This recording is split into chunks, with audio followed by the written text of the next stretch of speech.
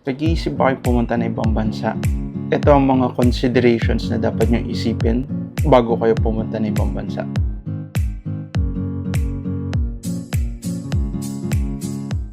Nung pagpunta ko rito, akala ko mabilis lang ako makakaipon kasi dollars ang sahod eh. Dollars compared to Philippine money, syempre mas malaki talaga. Noong unang sahod ko, kinonvert ko agad sa peso yung pera ko, which is natuwa ako, malaki. Syempre compared sa kinikita ko sa Pilipinas. Pero ang hindi ko na-anticipate is yung mga gastusin dito. Yung rent, yung kuryente at tubig, yung daily expense mo, yung pamasahe mo, tsaka yung mga pambili mo ng mga gamit. Syempre, bibili ka ng mga damit, sapatos, syempre sa pampasok mo, mga bag. Yung mga yon, di ko na-anticipate. Nung kinukwenta ko na yung pera, natirang pera sa akin, maliit na lang. Tapos syempre, magpapadala pa ako sa pamilya ko. After nung pagpadala ko sa pamilya ko, na-realize ko, maliit din pala. Hindi rin pala ganun kadali ang mag-ipon. So, isa yun sa mga hindi ko na-anticipate. So, ang unang advice ko sa inyo, bago kayo pumunta ng ibang bansa, isipin nyo, dapat, kahit malaking sahod nyo, dapat marunong kayo mag-control ng pera. Ito yung time na napaisip ako, paano bang gagawin ko pagkasahod ko? Ano bang una kong maitatabi? Ano ba yung mga dapat kong ipadala? So, mini-make sure ko na unang-una, pag nagsumahod ako, makakapag-ipon kagad ako, nagtatabi kagad ako, nagpo-force savings ako. After nun is, ang nasa isip ko, nasa mindset ko, ito lang talaga ang pera ko. So, kung ang mindset nyo na is may ipon pa na pwedeng galawin, ay talaga mawawala pera nyo. Pero ang isang way para makapag-ipon ako is nagtatabi ako ng certain amount, then yung natitirang sahod ko, inisip ko, yun yung sahod ko for the month. Hindi ko inisip na may ipon ako, inisip ko na may sahod ako na ito ang amount and dapat pagkasyahin ko yun. So, dun ko pinagkakasya yung pagkain ko dito. Syempre, yung rent, di mo mababago. Pero yung pagkain mo, yung pagbili mo ng mga damit, syempre, ililesen mo na. Tapos, yung pamasahe mo, syempre, kung kaya naman lakarin mo. Pero, at the end of the day, kasi ang sahuran dito sa ibang bansa, hindi kinsenas. Ang sahuran dito sa ibang bansa is buwanan. So, within a month, kailangan mabudget mo na yun. Sa una, medyo mahirap, pero kalaunan, nakasanayan ko na rin na ito lang ang kita ko.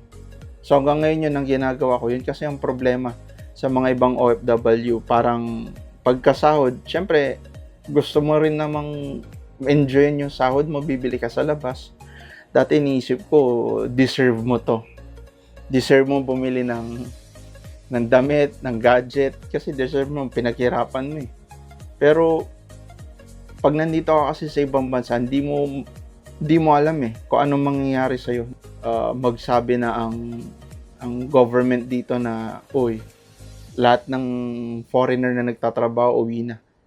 Yun ang problema. Pag nagkaganon, o kaya yung trabaho mo, pag nagpa-uwi na sila, yun ang problema kasi wala ka naipon eh. Ang ginawa mo ay lumustay, gumasta. Naintindihan ko naman kasi syempre, pinaghirapan mo yan, kinita mo. Pero, kung wala kang ipon, yari ka, kawawa ka. So, isa sa mga natutunan ko is paano mag-ipon. Kailangan, bago ka pumunta rito, may mindset ka na dapat magtabi ako, mag-set aside ako ng kahit kaunti lang, mag-start ka lang ng kahit konti, in time naman is magko-compound naman yun, lalaki naman yun. Pero, yun ang isa sa mga na-realize ko na gusto kong i-share sa inyo kasi nung una, lustay din ako ng lustay. At the end of the day, wala akong naiipon. Pangalawa, as a introvert, ang problema is kalungkutan. So, ang ginagawa ko, naglalaro na lang ako ng mga games, nagbabasa ako, nag-exercise ako, nag-exercise ako, Pero kasi hindi rin sapat yun, kahit magganon ka. So, ang isa sa mga ginagawa ko is, habang naglalakad ako sa labas, habang nagluluto ako, kinakausap ko pamilya ko, tumatawag ko. Ngayon kasi may internet na, may ways na para kumausap sa pamilya. From time to time, kinakausap ko sila, tinatawagan ko sila, kinakamusta ko sila. By that way, parang na-realize ko na parang nasa Pinas pa rin ako. Kasi syempre, kausap ko sila, nakakamusta ko sila, na nalalaman ko yung mga nangyayari rin sa Pinas. Apart doon is, syempre, kung hindi ka naman introvert, I suggest na mag-engage ka sa marami kasing community ang mga Pinoy dito, may basketball community, may volleyball community. Sali ka lang doon, badminton community. From there, di mo iisip na nalulungkot ka. Isa sa mga problem na naririnig ko is ang lungkot naman dito. Hindi katulad sa atin sa Pilipinas na masaya. Kasi syempre tayo masayahin tao tayo sa Pilipino. Na nakakalungkot dito, nakaka-homesick. Oo, naintindihan ko yun kasi sa 2 years na nandito ako, medyo nahirapan din talaga ako. Pero sa pakikiusap ko sa mga pamilya ko as introvert, kinakausap ko yung pamilya ko, syempre, is doon ko rin na iibsan yung pagka-homesick ko. Apart from doon is pinaplan ko rin, syempre, kung kailan ako uuwi. So, minimake sure ko within 1 year, makauwi man lang ako kahit once or twice a year para makasama ko sila. Para hindi ko daman-dama yung homesick ko. Then, pangatlo, syempre, is isa sa gusto kong i-share sa inyo is paano kayo mag-adapt sa culture nila. Ang problem is the way they talk, the way they speak to you, and the way na makipag-argue sa kanila, very different from the Philippines. Sa atin sa Pilipinas, lagi natin iniisip ang feelings ng iba. Di ko lang alam niya yun sa generation niya yun, kasi base sa mga Gen Z na nakakausap ko, medyo diretso na sila. Pero nung as millennial, is lagi natin iniisip, baka masaktan ko to, medyo maglalilo ko. Dito hindi. Talagang direct to the point sila. Talagang pag mali ka, sa tingin nila mali ka.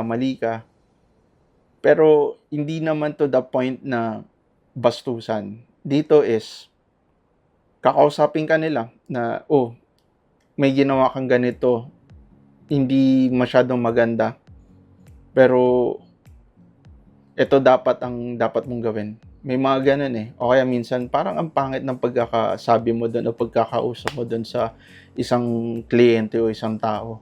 Ganun sila. So, advice ko is, kailangan buuan loob mo. Buuan loob mo pag naka-encounter ka ng ganito kasi syempre sa una may hurt ka. Ako na-hurt ako. Unang beses ko na-encounter yung ganun, medyo na-hurt ako kasi syempre as Pilipino medyo bakit, 'di ba? Pero nung kalaunan na, nung tumagal na, ganun pala talaga sila. Which is na-appreciate ko rin kasi nung naging ganun yung way ng pakikitungo sa kanila, na-appreciate din nila. At the end of the day is, kailangan mo rin magbago kasi nasa ibang bansa kayo. Kailangan mo mag-adapt para tumagal ka. Kasi kung iniisip mo pa rin, ito ang culture mo sa Pilipinas, dinala mo rito, mahirapan ka talaga. Ang una kong gustong ipayo sa inyo, kung gusto nyong pumunta na ibang bansa is, unang-una, yung mindset nyo sa pag-iipon. Next is yung mindset nyo pagdating sa kalungkutan, kung paano nyo maiibsan ng kalungkutan. Hindi maiwasan ng kalungkutan dito, lalo na pag mag-isa kayo, mahirap talaga. Then pangatlo, kung paano kayo mag-adapt sa culture nila. Sana nakatulong ako sa inyo yung mga base sa karanasan ko bago kayo pumunta dito sa ibang bansa. Oo, masaya at malungkot, nakakatakot, pero as Pilipino, kaya natin yan.